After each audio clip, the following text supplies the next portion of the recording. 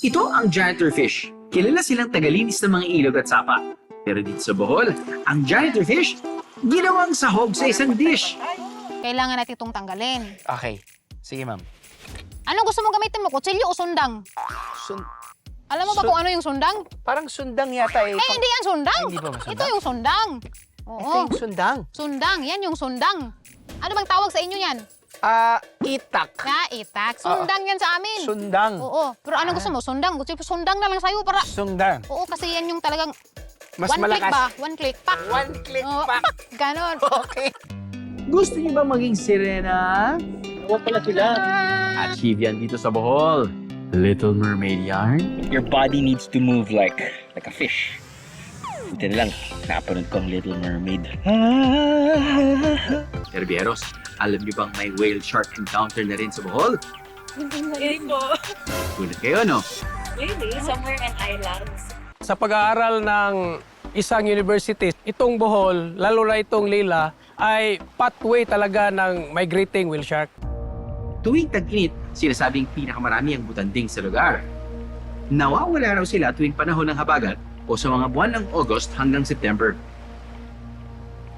Makikita kaya natin sila ngayon? Kapag bumisita sa Bohol, matik na kasama sa itinerary ang Chocolate Hills, Tarsier Sanctuary, Man-Made Forest, Lobok River, at Panglao Beach. Para sa mga biyeheros na nakapuna na riyan, huwag mag-alala, pwede pang bumalik. Ang mga isdang ito naman, hindi alam ng karamihan na nakakain pala.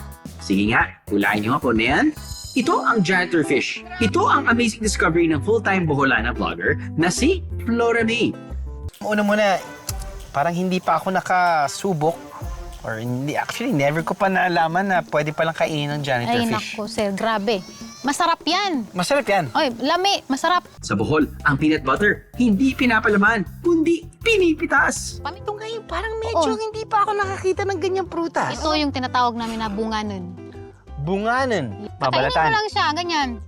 What can you say? Asim kilig? Asim kilig. Ang galing. Yun pala sasabihin ko, parang, kasi kung may mga ibang prutas na maasim, pero yung asim kilig na, Di ba? Oo. Sabi ko sa'yo eh.